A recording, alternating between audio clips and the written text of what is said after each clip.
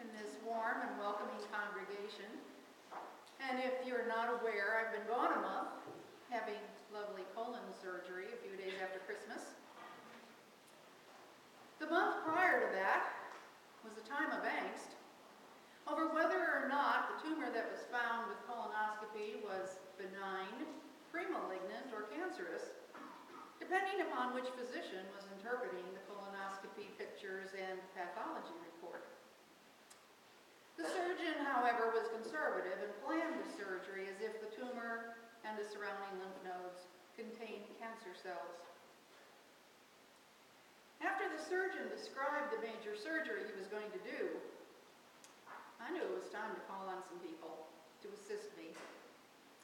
And being a rather independent cuss, that wasn't easy. That is the birthday girl calling back here, our organist. We're keeping. But you know, sometimes Jesus calls us to call him. Call on me, he says. Call on me. And so I asked our church secretary, Becky, to put me on the private prayer chain during Christmas week and then in the bulletin after that. And oddly enough, the morning of surgery, I felt really unusually calm. I felt surrounded by prayer.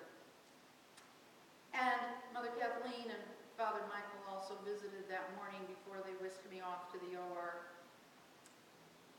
Recovery's been uneventful and rather swift despite my missing about 12 inches of my anatomy. And the result was the tumor was benign.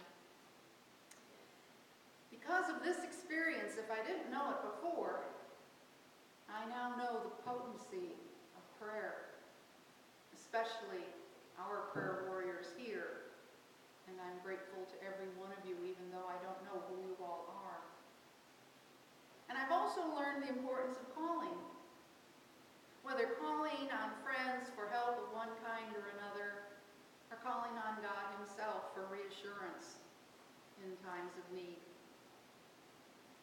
In the gospel today, Jesus puts out a call to two sets of fishermen brothers. He calls them to follow him. Now, the gospel tells us that first he calls Peter and Andrew, and then James and John.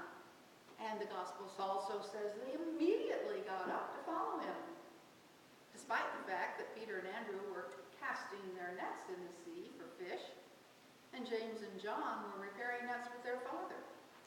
Now, I can imagine the latter two saying, "Hey, Dad, let's go see what this fellow wants. We'll be back in a bit." So maybe the four followed Jesus to see, where was he going?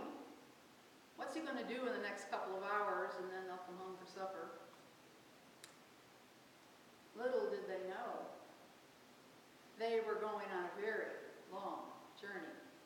And that would change their lives and their manner of deaths.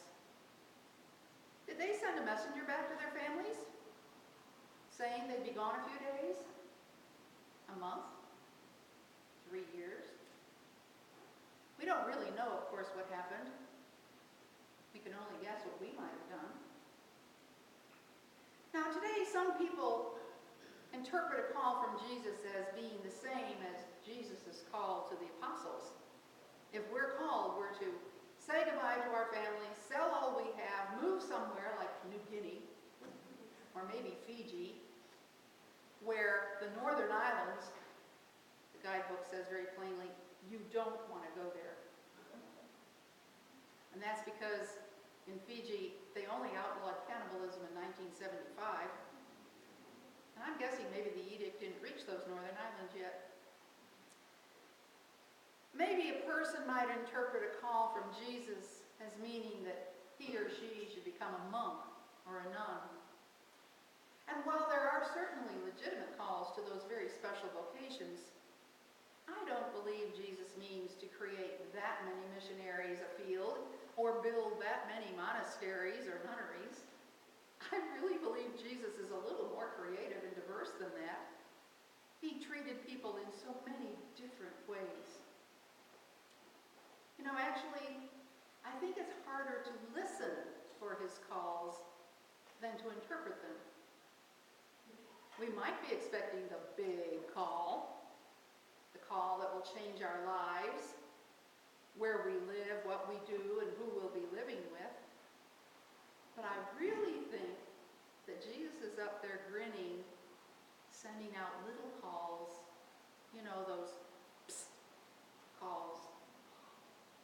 I think we're actually fairly surrounded by them, if we choose, as the scripture points out, to open our ears to hear and our eyes to see.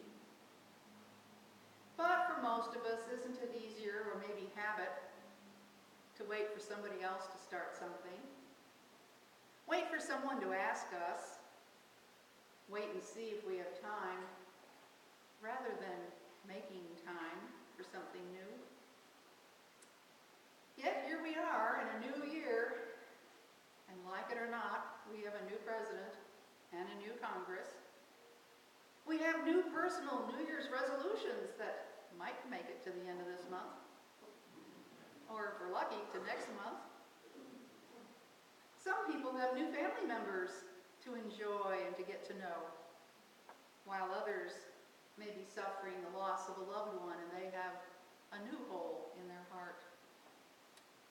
Life goes on, bringing us new experiences whether we're ready for them or not.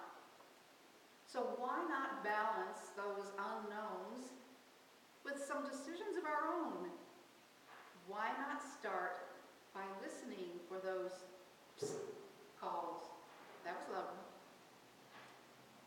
Have you ever wondered what it would be like to be an altar guild member?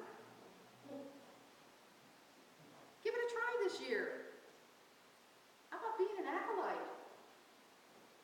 Or a reader? Join the ushers. Join the choir. Try going to a monthly Saturday breakfast. Just try something new. It's not a lifetime commitment. You don't have to desert your family and move away. Instead, you are moving toward a more meaningful participation in our church activities and services. You'll be surprised how you will feel joining something new with people who appreciate you and who will support you. Or you might have an idea for something new, but you've been hesitant to talk to anybody about it. It's really not that great. Well, go ahead and talk to somebody. Get some feedback. It might be the start of something really wonderful. And although I've been speaking of something new in today's epistle, St. Paul is dealing with an age-old problem: divisions among community. A problem not unknown right now in our own country, in our own county, and frequently within the Episcopalian Church. Paul is berating the people in Corinth for saying that they individually belong to Paul or Apollos or Cephas, or maybe they've been baptized by Mother Kathleen or Bishop Rickle. Gosh, does that mean we shouldn't say we're Episcopalians? Could be. Probably does. For Paul says, "Now I appeal to you that all of you be in agreement, and that there be no divisions among you, but that you are united in the same mind and the same purpose." Well, it seems to me that the label of Christian is quite sufficient to convey what we're about. Sharing the good news of the gospel, sharing the news that Jesus is Lord and that he offered himself so that we might merit eternal life. That Jesus is accessible to every person, anytime, anywhere. He doesn't care about the things that divide humanity, and he wants us to feel the same way.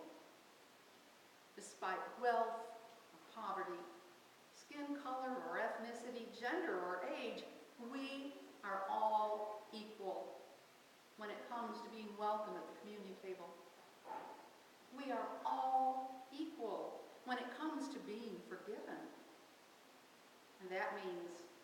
we should all treat each other equally in our everyday interactions with each other.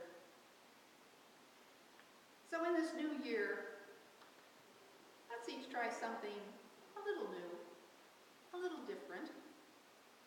Change can be upsetting, but it can also be exciting. As we at St. Stephen's anticipate the necessity for some changes in the way we do things, we can look at change as a new adventure. It reminds me of Robert Frost's poem that I'm sure you're aware of, The Road Not Taken.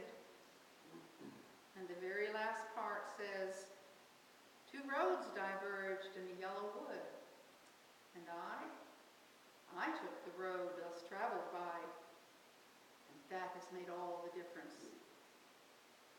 What road will you choose this year?